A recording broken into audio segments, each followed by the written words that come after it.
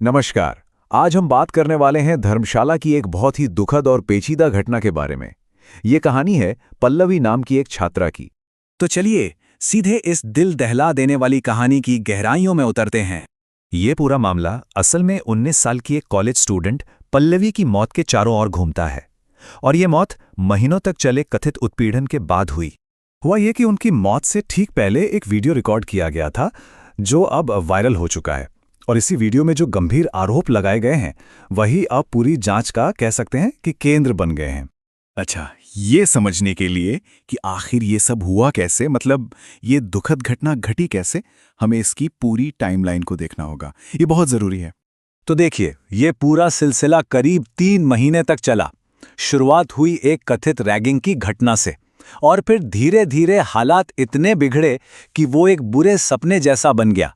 इन सब ने पल्लवी की मेंटल और फिजिकल हेल्थ दोनों को पूरी तरह से तोड़ कर रख दिया और फिर 26 दिसंबर को इलाज के दौरान उनकी दुखद मौत हो गई।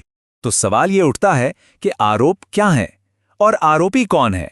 चलिए अब इस पर नजर डालते हैं कि पुलिस शिकायत में किन किन लोगों के नाम हैं। तो पुलिस ने जो एफआईआर दर्ज की है, एफआईआर यानी फर्स्ट इन्फॉर्मेशन रिपोर्ट, जिससे किसी भी मामले की पुलिस जांच शुरू होती है, उसमें एक प्रोफेसर और 3 सीनियर छात्राओं का नाम है। प्रोफेसर अशोक कुमार पर सेक्सुअल हरासमेंट का आरोप है और 3 स्टूडेंट्स हर्षिता, आकृति और कोमोलिका, इन पर मारपीट, रैगिंग और मेंटल टॉर्चर जैसे बेहद गंभीर आरोप हैं।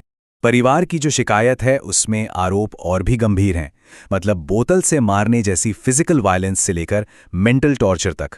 और इतना ही नहीं, जाति आधारित टिप्पणियों का भी आरोप है, क्योंकि पल्लवी दलित समुदाय से आती थी।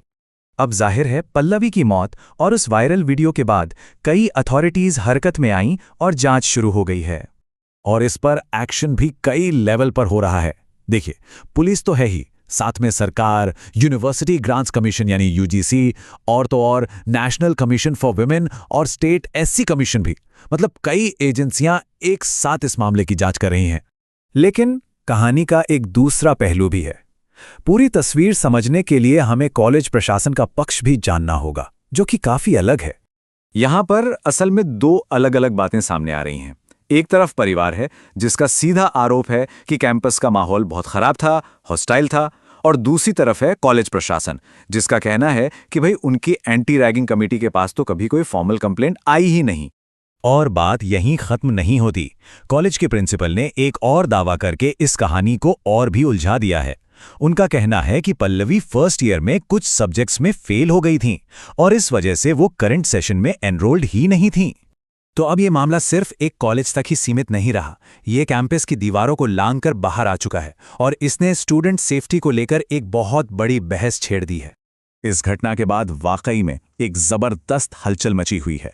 सोशल मीडिया पर लोग इंसाफ की मांग कर रहे हैं, बहुत गुस्सा है। ऑपोजिशन पार्टीज और सोशल ऑर्गेनाइजेशंस भी एक हाई लेवल जांच की मांग कर रही हैं। और हाँ, इस पूरे मामले ने भारत में जो एंटी रैगिंग कानून हैं उनकी इफेक्टिवनेस पर भी बहुत बड़े सवाल खड़े कर दिए हैं। आखिर में यह त्रासदी हमें एक बहुत मुश्किल सवाल के सामने लाके खड़ा कर देती है कि हमारे एजुकेशनल इंस्टीट्यूशंस में, हमारे कॉलेजों में स्टूडेंट्स की सेफ्टी की जिम्मेदारी आखिर है किसकी।